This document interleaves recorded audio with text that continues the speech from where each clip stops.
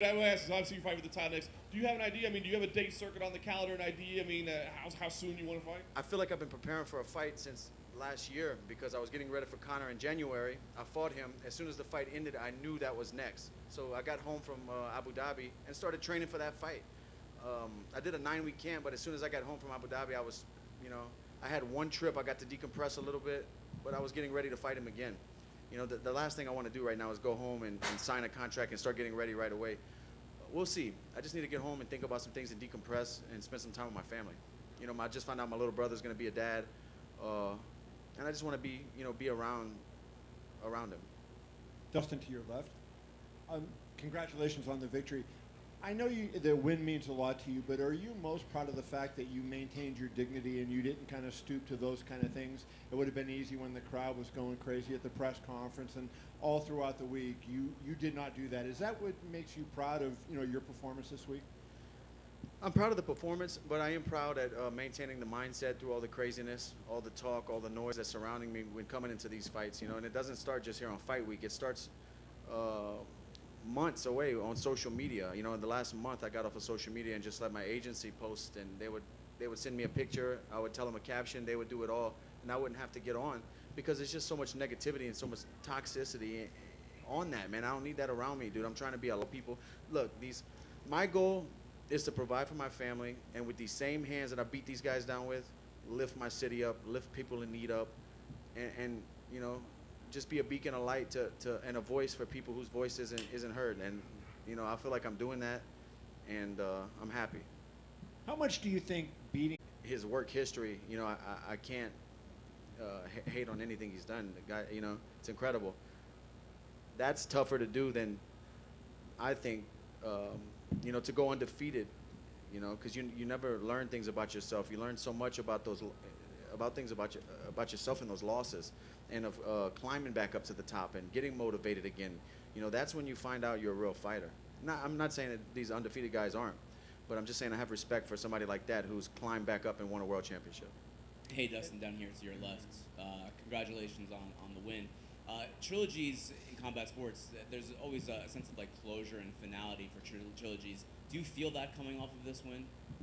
Closure? It sucks, man, because I was gonna beat the guy if his leg would have held up. I don't know. I'm not sure yet. I need to digest it all, because right now it kind of feels weird that I have a lot of fights, and there's always been a definite end to my, besides the first Eddie Alvarez fight was kind of gray area, but it's not a good feeling, I won, and I feel like what happened was because something I did, but it's not like I went out there and submitted him or put him away. There's going to be so many voices and so many opinions saying, "Oh, you didn't win." I know that. I know the MMA fans. I know the MMA game. But I'm going back home to my family, and you guys here can check my record tomorrow, and it's a win. I want to get your reaction on some of the mixed reaction from the crowd tonight when you came out. After the finish, you're a guy who tries really hard to do everything right. You have a charity. You're a family man, and they're for mixed martial arts because it's such a new sport. Fans talk about, rivalry and, the media gets into it. A lot of storylines get into it. When you think of Conor, take yourself out of it in the competition. Do you see it like this is a rival, or is this just, this is a guy I just happened to be scheduled to compete against? How do you see him, in the story of your career? Yeah, I'm trying my best to not take it personal, but like I'm saying, man, I know I'm making it seem like a big deal talking about this over and over again, but you don't say that type of shit to people. You don't say you're gonna kill somebody. That I don't take that lightly, man.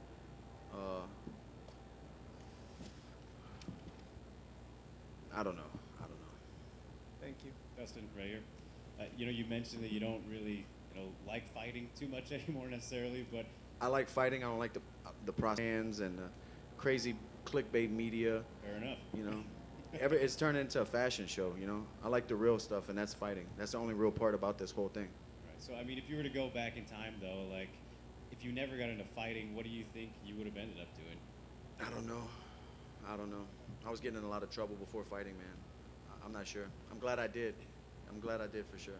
And is it fun for you to kind of see all the celebrities at a big event like this? Yeah, it was cool, man. Steve-O came backstage, David Spade, a bunch of people. It's awesome. Tonight was packed. You know, Trump was right there when I turned around. It's crazy. The Rat King make it out, Theo? Theo's here, yeah. All right. Theo is here for sure. Hey, Dustin. Dustin, congrats on the victory. Right over here. Let's say you beat Oliveira and you become the lightweight champion. In your eyes, does Conor McGregor need to win a fight to get a title shot against you? Bro, Conor McGregor is 1-3 or 1-4 in the lightweight division. Yeah, he has to win some fights. But like I said before, a guy like that goes out there and starches somebody, he's right back in the top contender talk, you know, just because of his star power. But Dustin over here.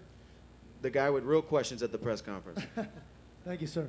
All stories have heroes and villains, the good guys and the bad guys. You work with kids. You inspire, you motivate, you change lives. What's the message you can give to these kids about how people are cheering the bad guy and booing the good guy in a setting like this where they can understand how life really works sometimes? He is a magnificent personality. We get that. But the work that you do, obviously, the kids have to be confused. Why are they booing the bad guy? What do you tell them, and how does that affect you personally? I don't know. I don't think about it that deep. But that's just the world we live in, you know? That's just the world these kids are going to grow up in. I don't know how to answer that question.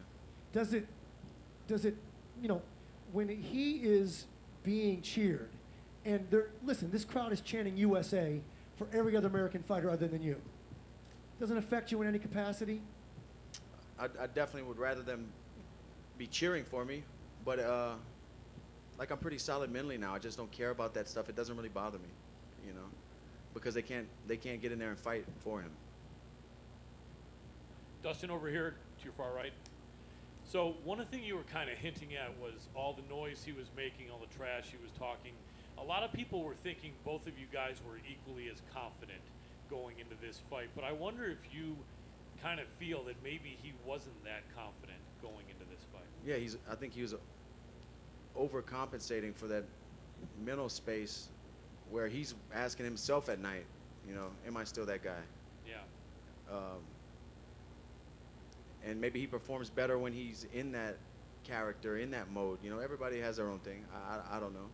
Would it make you feel any better or worse knowing it was all kind of a put on to try to get into your head because he didn't feel he had much of a chance? No, you know, I don't hate the guy, but you just don't say stuff like that. Yeah, you know, absolutely. You don't say stuff like that. Last question for me. How does he rate among the best opponents you've faced? He's an incredible athlete. His timing is great. His power is great. His speed.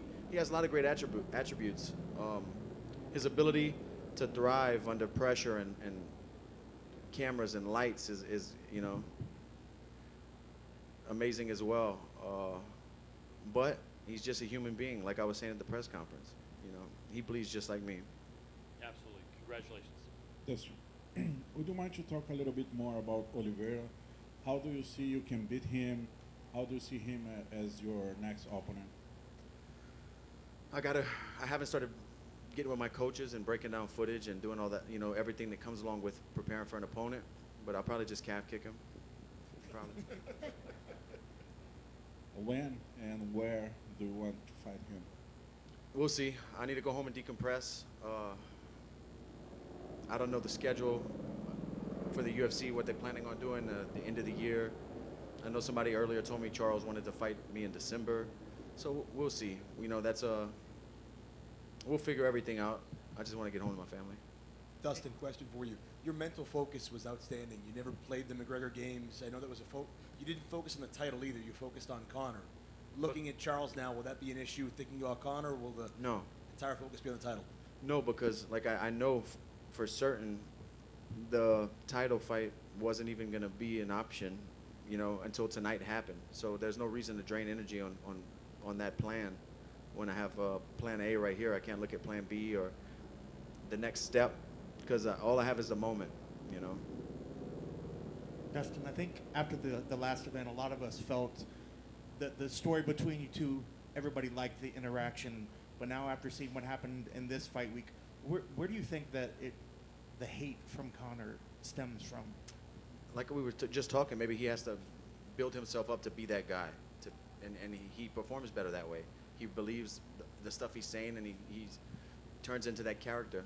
I don't know. Maybe he's a bad person. I don't know. And then a couple other lighthearted ones. I'd love you to give you one more chance to plug the stuff that you're doing with Justin Wren and Pacquiao. A little update on where you guys stand with that and the work that you guys are doing. I have to get with my wife and see the donations that come in through the website, and then obviously every fight I auction off my fight kit, so 100% of those proceeds from the auction of my fight kit of what I wore tonight is going to go to that goal. And I'm not sure exactly where we're at with that, but I would guess we're going in the right direction. And lastly, I'm not sure if you saw it while you were in the back. When Tuivasa was coming out and leaving the cage, he was doing some shoeys. I don't know if you saw somebody poured him a shoey, but actually put your hot sauce in there as well. I don't know if you actually saw. He wasn't the biggest fan, but I don't think he was blaming on the fact of your sauce. It was just the fact that somebody actually put hot sauce in with beer. He said it was a no-go. From a shoe? In a shoe. Don't blame it on the sauce, blame it on the feet. You know what I mean? Fair enough. Congrats. Just real quick to you, right? Final two questions we have. You mentioned how you don't care about the stuff around the fight so much anymore, and you don't get dragged into the negativity. And we could see you kind of in the pre-fight press conference. It seemed like you were just willing yourself not to get pulled into his stuff.